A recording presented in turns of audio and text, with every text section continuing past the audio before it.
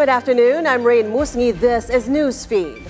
Local shares decline as investors book profits from the market's recent run-up. The Philippine Stock Exchange Index slid 30 points or 0.4%, but stayed above the 7,400 level. Despite today's losses, the benchmark index gained 2.4% for the week. Value turnover dropped to nearly 7 billion pesos, while advancers beat decliners 113 to 94. The financial counter was the biggest loser, dragged by the country's biggest banks. BDO shed 3.4%, while BPI lost 0.7%. Metrobank also declined by nearly 2%. The Philippines can learn from Africa's tourism playbook in terms of attracting more foreign visitors. A2A Safari's co-founder Victor Dizon tells BNC's Basis Points that ease of travel needs to be a priority for the country as Asia's rising affluence drives demand for immersive travel. You have places like Rwanda or Botswana, which are relatively obscure. Where are they in the map? And their infrastructure is not necessarily the best. I mean, we have better infrastructure, to be quite honest, in the Philippines. But I think what they do well is in terms of logistics. When you get there, to move around the country and from place to place is very easy. So it makes the travel experience in country very seamless. Asia's richest are running out of places to go, and they are craving for a more bespoke, experiential travel experience. This is bringing them to off-the-beaten-path destinations like Africa, Latin America, and even in Antarctica. From the Asian side, the source side on Asia, we are very, bullish and optimistic there because, I think the wealth creation in Asia continues to grow, and has been and continues to be a strong propensity for travel among the affluent segment in Asia. Former Defense Chief Shigeru Ishiba set to become Japan's next prime minister. Ishiba won the leadership of Japan's ruling Liberal Democratic Party after a crowded race. He defeated Sanae Takaichi, who was vying to become Japan's first female prime minister in a runoff vote. It was his fifth attempt to lead the party. The 67-year-old will assume command of the world's fourth largest economy once parliament convenes in October. He will succeed Fumio Kishida. The United States announces $8 billion in fresh military aid for Ukraine. The package includes the first shipment of a precision-guided glide bomb, giving Ukraine a major upgrade to its weapons. The medium-range missile is capable of striking targets with high accuracy. We look ahead to help Ukraine succeed in the long term.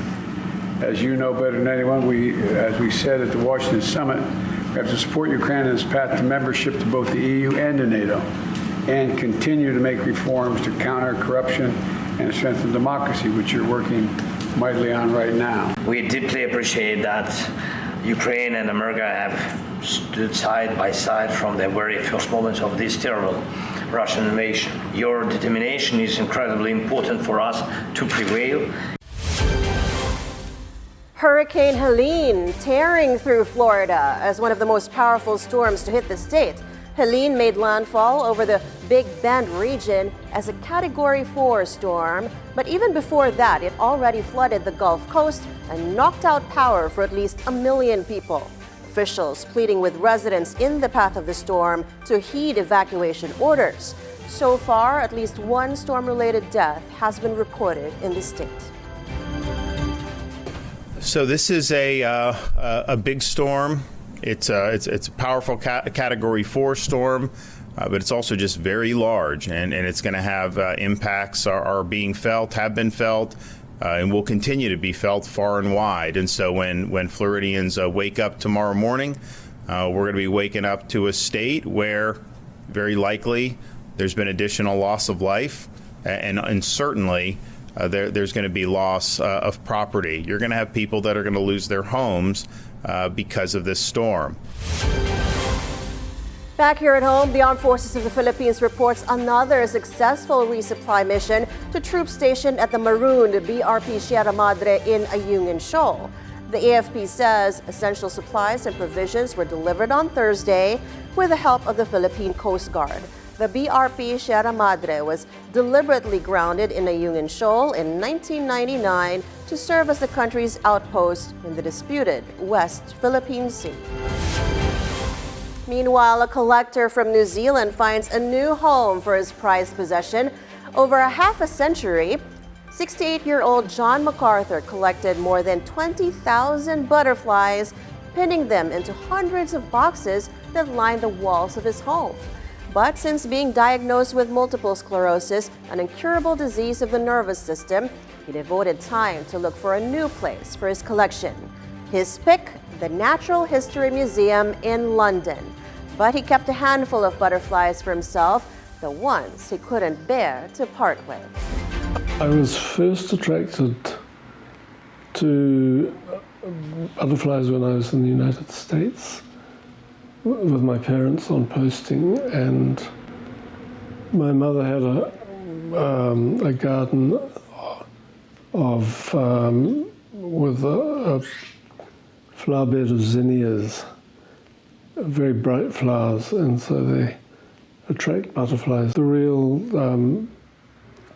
beginning of the big collection was when my dad was posted to Chile, and he was also accredited to Peru. I considered donating to a museum in New Zealand, but I realized that the British Museum, the Museum of Natural History, had phenomenal facilities.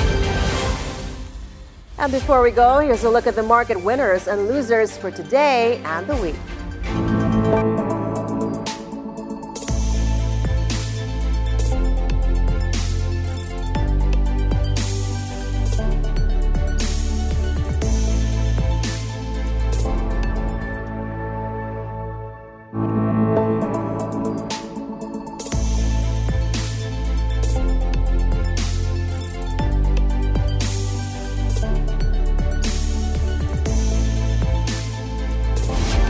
And those are the news this hour. I'm Raine Musñgi. We now go back to the Quad Committee's probe on the war on drugs and crimes linked to pogos.